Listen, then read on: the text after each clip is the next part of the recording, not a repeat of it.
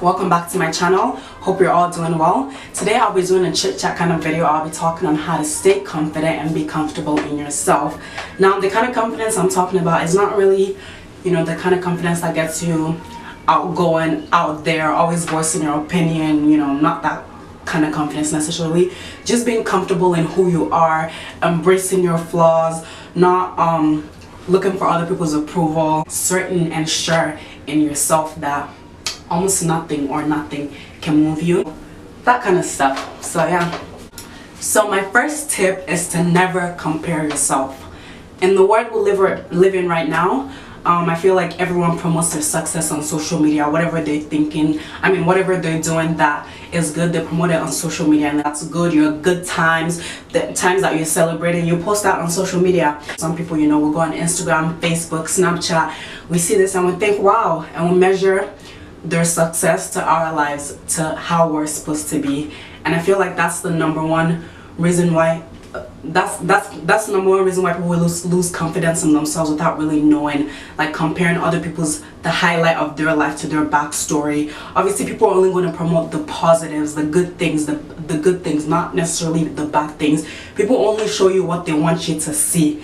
They don't show you their journey, their struggle, what it took to get to where they are. And then now you're going on their platform and looking at them and saying like, wow, look at their life, look at mine. My life needs to be something like this, or my life isn't even anything as close to that. But the truth is, it doesn't really need to be. I feel like the moment you compare yourself to someone, that's the moment you start losing, because you're taking time out of your day to basically put yourself down and look at what someone else is doing that you should be doing, or why the state you're in your life right now is not good enough because of what you see someone else doing. It's a different thing if you evaluate yourself and think, I don't really like where I'm at right now in my life, I want to do this, do that to get to a certain point. That's different. That's called self-reevaluation, and that's healthy. But then it's a different thing if you look at someone else's life, compare it to yours, and let that bring you down. I feel like you should only use someone's success, someone's highlight as an inspiration, as a motivation to better yourself, but never to compare yourself and feel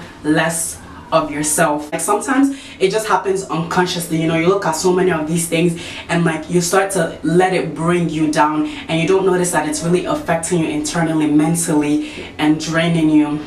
So that's one thing I think you should stay away from if you want to be comfortable in who you are. My second tip is faking it till you make it. I'm a firm believer of this. Faking it till you make it. In other words, working with what you have.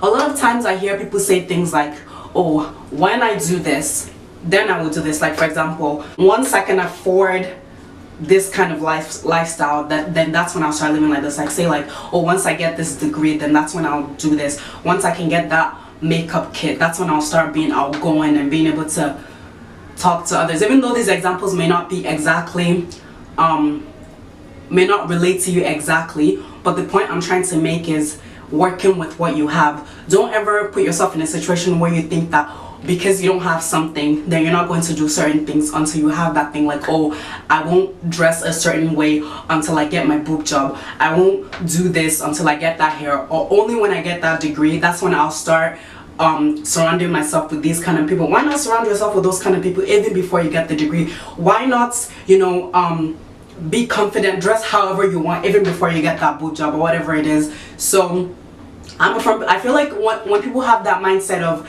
it's only when I'm able to afford this kind of lifestyle, that's when I'll start living like that. I totally don't believe in doing that. Why not do whatever it is that you want to do even before you achieve or get that thing that you desire? Because if you're already doing it, then like when you now have the thing that's like an extra, it would be a boost. You wouldn't be solely like dependent on it. You wouldn't rely on whatever it is that thing is, and it may be different for everyone. For some people it may be physical things like, oh, once I'm able to get my hair done and I look a certain way, that's when I'll start like being outgoing and talking to people more. For other people it's something more serious, like once I get that business deal, that's when I'll start putting myself out there, reaching out to people, doing this. Why not reach out to people and put yourself out there even before you get the business deal? There's nothing wrong in doing that. My third point is embracing your flaws. I think that this is one of the most important tips in all the ones I've given. Embracing your flaws. We all have things that we nitpick on, things that we don't like, especially as girls. The simplest things bother us. So I think that embracing just that side of you, whatever that thing may be, maybe it could be you don't like your hair, you don't like your nails, your facial structure, whatever. Wake up in the morning, look in the mirror, and tell yourself that you love that flaw. Like for example, for me, before I used to think, oh, my neck was so long, and my neck is still so long, but it just used to bother me. And at some point I just realized that it was a part of me that I had to embrace. Like, I mean, I can't get a shorter neck, like I can't do anything about it, it's always gonna be the way it is.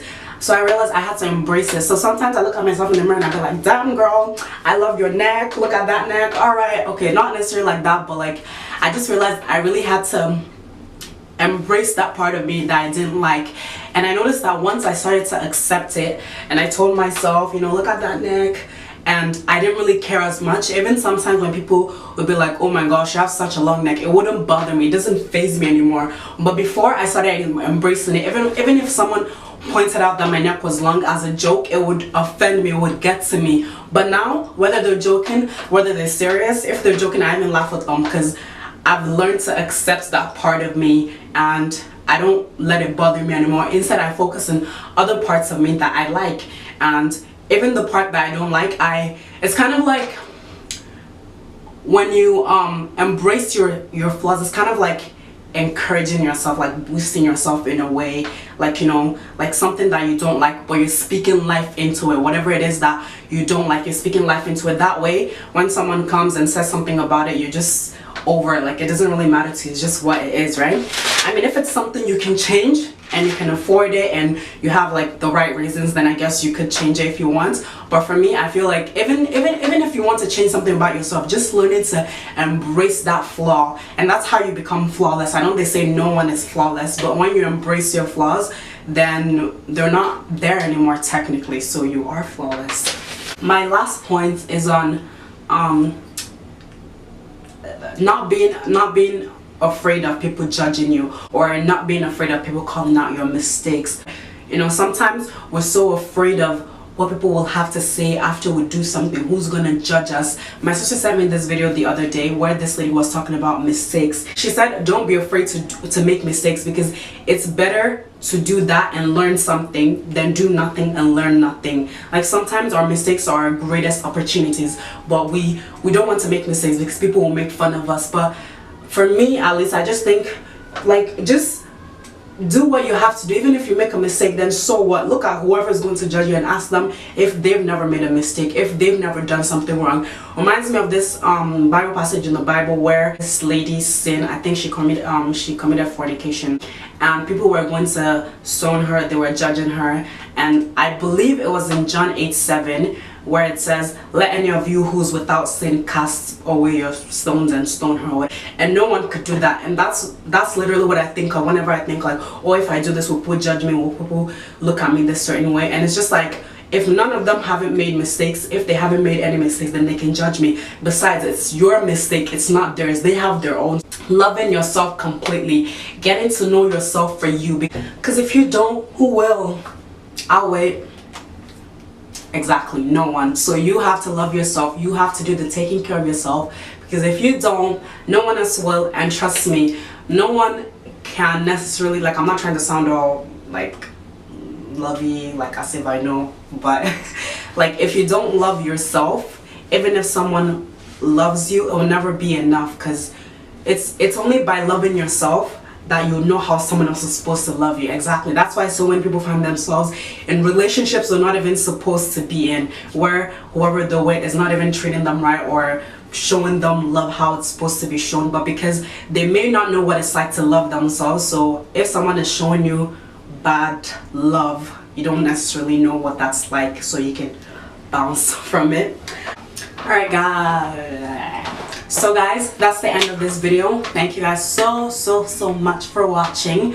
And I also wanted to say I love doing this kind of like chit chat kind of video, encouraging you guys. So if there's any specific topics that you want me to speak on, please be sure to leave me a comment and I'll get to that as soon as I can. Yeah, I just hope that this video was somehow relatable and somehow helped you guys, like maybe while I was talking you're like, yeah, I kind of understand what you're saying, like yeah, that's me kind of thing. So yeah, thank you guys so much for watching. Make sure you share with your family and friends, your sisters, your brothers, your grandma, your uncles, your aunts. And I'll see you in my next video. Bye guys.